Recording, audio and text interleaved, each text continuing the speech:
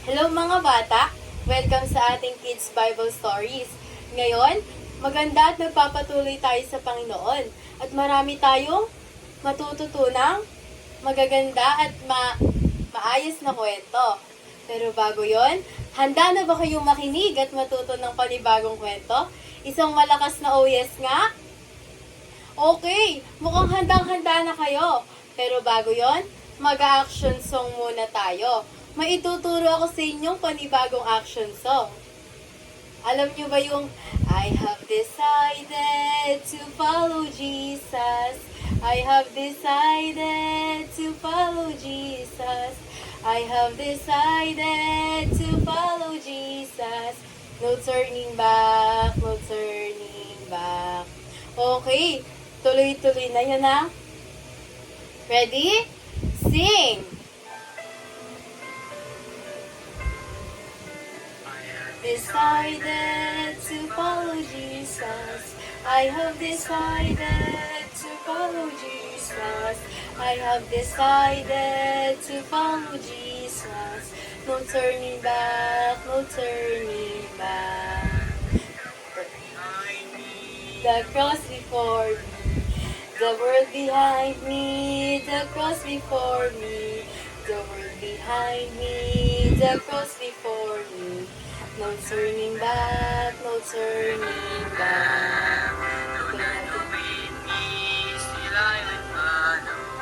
Don't not go with me, still I will follow. Don't not go with me, still I will follow. No turning back, no turning back. You decide now to follow Jesus. Will you decide now to follow Jesus? Will you decide now to follow Jesus? No turning back, no turning back. No turning back, no turning back. Okay, bago ko ikwento sa inyo yung panibagong kwento, mag-pray muna tayo. Number 1, pagdikitin ng mga kamay. 2, yuko. 3, pikit at walang makikipag-usap sa katabi. Let's pray. Panginoon, maraming salamat po sa araw na ito na makakapakinig ng kwento. Itatak niyo po sa aming puso at isipan ang mapapakinggang kwento. In Jesus' name we pray. Amen. Okay. Mag-i-start na po tayo sa panibagong kwento. At matututo na naman po tayo ng panibagong kwento. Ang title ng story natin ang title ng story natin ngayon ay tungkol siya sa isang pagkain at isang inumin na napakahalaga sa hapunan. Inaalaala natin doon yung Diyos. Okay, ang title ng kwento natin ngayon ay inuutusan ni Jesus ang kanyang mga tagasunod na alalahanin siya. Pakiulit nga po yung title ng kwento natin. Okay, very good. Ang kwento na ito ay nagsimula nung nasa lupa pa si Jesus. Pista doon ng tinapay na walang pampaalsa. At ayun din ang pagpunta o pagdating ng kordero ng Pampaskwa. Pampaskwa o Passover ay ang pistang pinagdiriwang ng mga Hudyo nung araw na inialis sila ni Jesus sa mga Ehipto. Okay. Inutusan ni Jesus ang kanyang mga disipulo na sina Pedro at Juan na maghanda ng hapunang Pangpaskwa. Kaya naman, sinabi ni Jesus, kapag pumunta kayo sa lungsod, may makikita kayong lalaki na may hawak na balde. Okay, susundan nyo siya kung saan siya pupunta at papasok kayo kung saan siya papasok.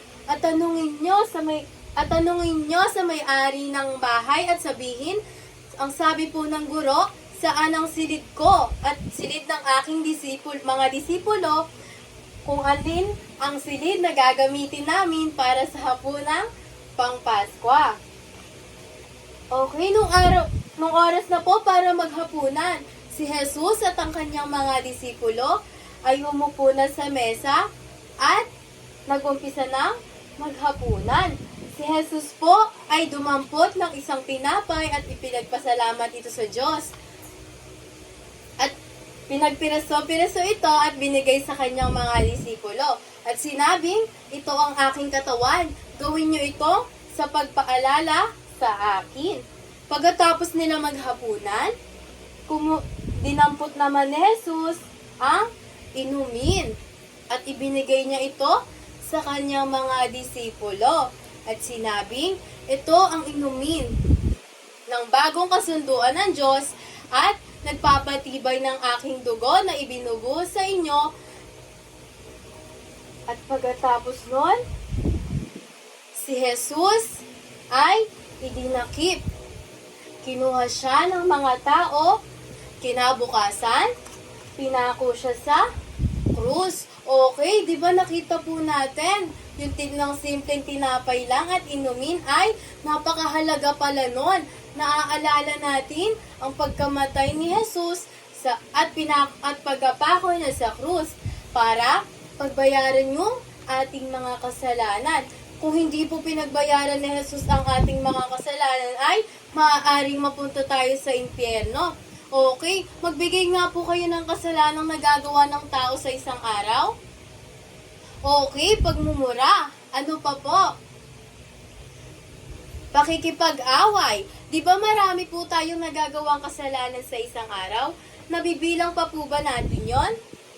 Di ba hindi na po? Pero dapat, para hindi tayo mapunta sa impyerno, tatanggapin natin si Jesus bilang Diyos at sarili nating tagapagligtas. Okay, sino po dito willing na tanggapin siya bilang Diyos at sariling tagapagligtas? Okay, tayo po tayo. Magpa-pray po tayo at tatanggapin natin si Jesus bilang Diyos at sarili nating tagapagligtas. Okay, number 1, pagdikitin ng mga kamay. 2, yuko. 3, pikit at walang makikipag-usap sa katabi. Let's pray, Panginoon. Maraming salamat po sa araw po na ito na kami po ay nakapakinig at natuto ng panibagong kwento. Panginoon, patawarin niyo po kami sa aming mga kasalanan, sa isip, sa salita, at sa gawa. Panginoon, binubuksan ko po ang aking puso, pinapapasok ka at tinatanggap bilang Diyos at sariling tagapagligtas. Mahal po namin kayo. Lahat ng ito ay dalangin namin sa pangalan ni Jesus. Amen. Okay, sa natin tinanggap si Jesus? Sa puso at kailanman hindi sa nguso. Okay, bago tayo magtapos, meron akong inihandang memory verse. Ang memory verse natin ngayon ay 1 Corinthians 11:26.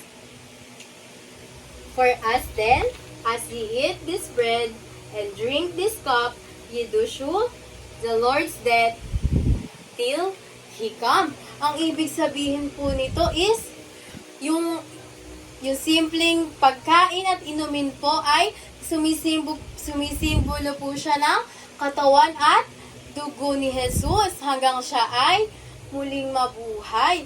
Okay. Sana po ay naging pagpapala sa inyo ang aking kwento at sana ay may natutunan kayo na panibagong kwento. Okay, maraming salamat sa inyong pakikinig mga bata. Sana ay nariyan pa rin kayo sa susunod na linggo. Hanggang sa muli, paalam!